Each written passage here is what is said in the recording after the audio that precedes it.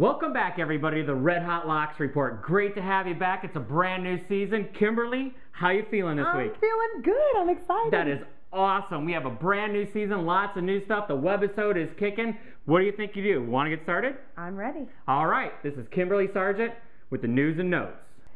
Thanks, Dave. It's the preseason, so that means number 4 Brett Favre is holding the sports news world hostage yet again.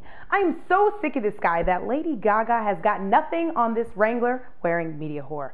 But I do give kudos to Brett's agent Buzz Cook. For the last 6 years, every word this guy says is instant media coverage. Even his text messages, his tweets make the media wires in seconds. Hattiesburg, Mississippi has become the news van capital of America, and poor ESPN's Ed Warder follows him around like a lost puppy. New York Mets reliever Francisco K-Rod Rodriguez apologized to owner, teammates, coaches, fans for an embarrassing moment that he caused, but never to his girlfriend's daddy, who, well, said something very interesting to not only get him hauled off, but punched in the mouth. Baby, mama, daddy drama. There, I said it. Finally, I've been glued to VH1 with the T.O. Show and Ocho Cinco, The Ultimate Catch. I love watching and see how many of these good-looking, scandalous whores, women, can compete for camera time and Ocho Cinco's heart. Well, his lady bracket is dwindling down to the Elite 8, and these ladies are out for money, a reality TV deal, and hopefully, child support. As for T.O., he's continuing to flex his muscles in the modeling career, do a little football on the side, and waste his time, hopeless money on this relationship with Carrie. Move on, T.O. Call me. I got somebody for you.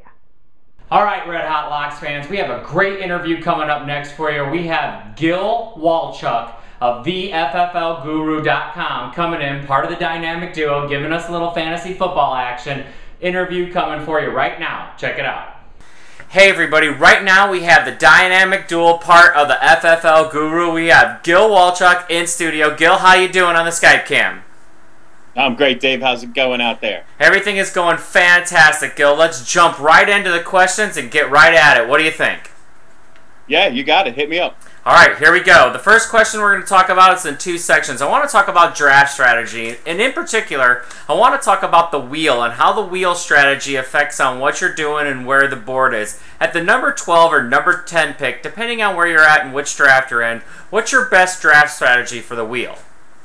All right, so it's going to be dependent on just a couple things, and the biggest thing is who's gone before you. So you're going to have to make some assumptions that you've got probably 6 backs have gone, maybe a quarterback, 1 or 2 wide receivers.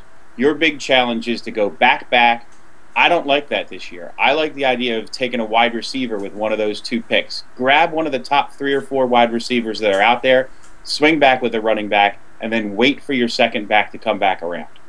That sounds awesome, Gil. That's good advice. Is there anything else you can give to us for that?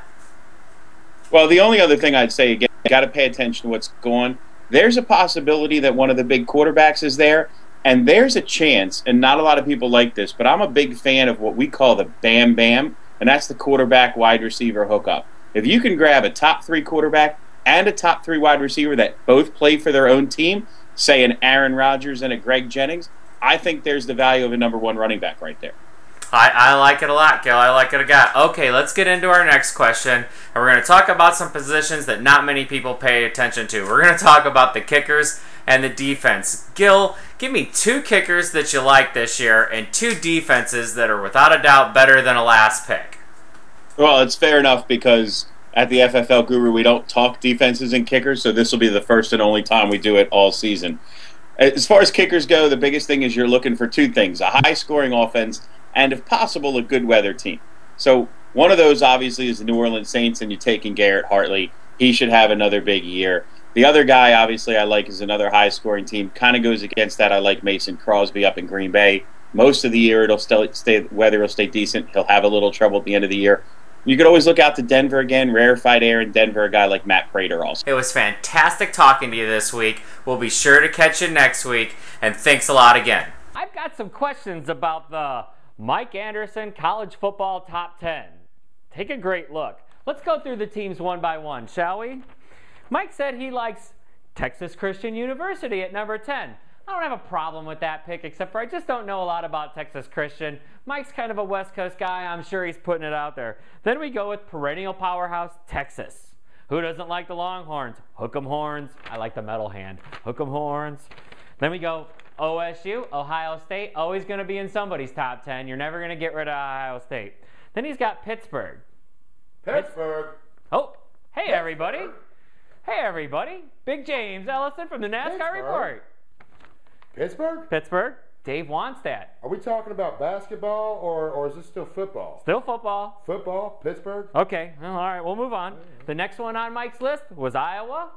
I'll go okay for Iowa. You know anything about Iowa? Not enough. Corn.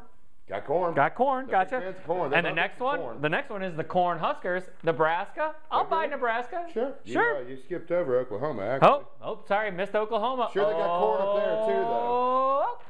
Oklahoma. The next one is, here goes Mike. Here's where Mike goes kind of crazy on us, everybody. We go to Oregon. And our screen went dead behind us, so that doesn't... Oregon. That's got to be a West Coast favorite right there. I mean, Oregon, really? Do they even have a quarterback now? Didn't Masoli go to Ole Miss or something? Something. I don't know. His next team? Florida? No Tebow? No Florida. I don't agree with that. And his last but not least, and I'm going to give him the balls of steel call here. The balls of steel call. I've seen the list, y'all. I have seen the list. The Mike Anderson top 10 college football list has number 1, the Boise State. What's a Boise State? I think they're the Broncos. It is a Bronco. Broncos? The Blue Broncos. They play on the blue field. All right, everybody. That's Mike Anderson's report. Smurf turf. All right, once again this year, Red Hot Lock fans, we have NASCAR aficionado himself, Big James Ellison. That's right. You know what? You want some? Come get some, because I am the man that makes the picks on the races that matter the most. And right now we are coming up on the chase. You were saying something about we're doing something different this year. What are we doing? A little something different this year, everybody. We're going to ask James 30. So he's got 30 seconds, and we're timing it. Tick tock. Yeah, nice watch. We're timing it to see what I you can lost tell the bet, us man. I had to about give up the Bristol watch. Night Race, the Irwin Tools Bristol Night Race. James, you got 30 seconds. Ready? I was born ready. Irwin Tools Bristol Night Race. It is this Saturday night. It is in Bristol, Tennessee, not Connecticut, home of that four-letter sports network that we do not like. It's basically what you do. You take your cars, your Matchbox cars, you put them in a blender, and you hit the liquefy setting. The car that is the least damage is going to be the one that wins. 15 seconds. You know what? Kyle Busch, he always does good there. His aggressive style suits it. He's always fast. He's my pick to win. On top of that, Kurt Busch, he's probably going to be all right. Mark Martin, he'll be good too. That's it, everybody. 30 seconds. Watch out. Thanks a bunch to Big James for that awesome NASCAR report about those cars turning left and left and left again. Yes, to continue our fantasy football coverage, Circusdave recorded an in-depth interview with Jordan the Guru. Hey everybody, I'm here with the FFL guru himself, Jordan Fliddell. Jordan, how you feeling this season? Feeling great, Circusdave. Excited about fantasy football. It's August. We're at training camp. We had our first preseason games. It's exciting times here. It is absolutely exciting times. Okay, Jordan, I got 5 questions for you to get us going for this year's primer for Red Hot Locks. Let's start off with number 1. Tell us the importance of getting to know your league rules. Well, I mean, everyone who goes into a fantasy football season, if you start off by not knowing your league rules, you're at a competitive disadvantage because scoring matters. For example, if you're in a standard scoring league and you get 6 points for a passing touchdown, that really increases the value of your quarterbacks. Or if you're in a PPR league, increase the values of your wide receivers, and it catches the value of your running backs who catch the ball out of the backfield. Those catches mean a lot in a PPR league, so you got to know your rules in order to get ready for your draft, in order to be successful and get yourself ready to win. I agree 100% with Jordan on this, everybody. You have to know your rules. Make sure you know how you get your scoring done, and that will help you succeed in all your fantasy football drafts. Okay, Jordan. All right, Jordan, let's talk about last year just for a second. Last year, the Team Red Hot Locks World Championship of Fantasy Football team took us all the way into the playoffs. We didn't win our division over a Week 11 mishap, which basically we didn't start somebody we should have, but we got into the playoffs. We got there. I believe we ended up the number 32nd team out of everybody, out of the whole shooting match. Let's talk about our draft this year. We're drafted from the same position again at number 9. It'll be interesting. You know, I've tried to do some predictive modeling on what will happen and participate in a lot of mocks and ran some numbers out there.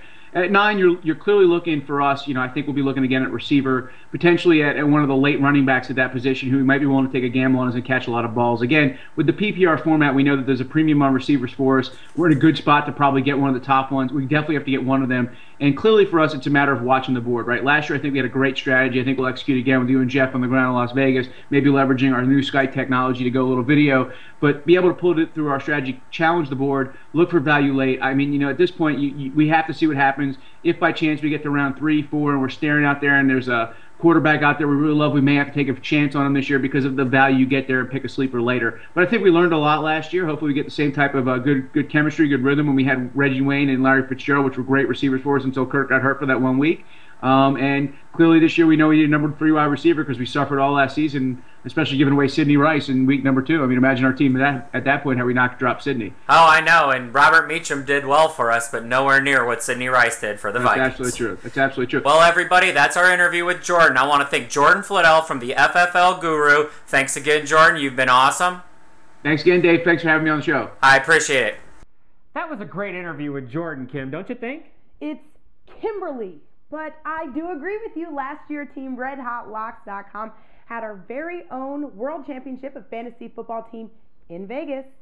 That's right, Kim. We took the combined power of the FFLGuru.com and RedHotLocks.com to go for handicap and fantasy, mix them all together, put them in a stew, mix it up like gumbo, and bam, we took our best run at the $300,000 prize. We were the top 32 team out of thousands of teams in the Fantasy Football League and did a great job. We had a great time at a fantastic event. You have to get out there and try it. It is the best man weekend of all time. It starts September 8th this year and goes through the 12th. There's lots of different drafts and lots of different entry levels for money to get into this draft. You have to come out and experience this. It's all day Saturday, all day Friday, and when it comes time for football on Sunday, where else do you want to be? You're sitting in a sports book. You got everything going, thousands of TVs above it. It's a rock star event. Be sure to tune in and check it out. And MMA is still going full force. Yes, UFC 117 did everything but disappoint. If you missed it, Chael Sonnen missed it by a hair, and Anderson Silva dominated the performance at the end of the 5th round with an armbar and is walking away with the championship belt. Don't miss UFC 118. We've got 2 huge fights. Of course, Tony is going to try to take on the old man Randy Couture. And how can you miss BJ Penn taking on Frankie Edgar Part 2? And that about wraps up a new year for RedHotLocks.com. Great show, Dave. Thank you very much, Kim. We want to thank the FFL Guru guys, Gil and Jordan, and as always, our very own Big James Ellison and Mike Anderson for all their hard work. That is great work, man. Way to go. Also to all the RHL writers, Ross, Brad, Scott, let's not forget Ricardo back to the studio. Way to go, Ricardo! And definitely want to check out extra MMA coverage at InsidePunch.com, or definitely check out Comcast Inside Punch. You can check me out there. And that's a wrap for the Red Hot Locks Report.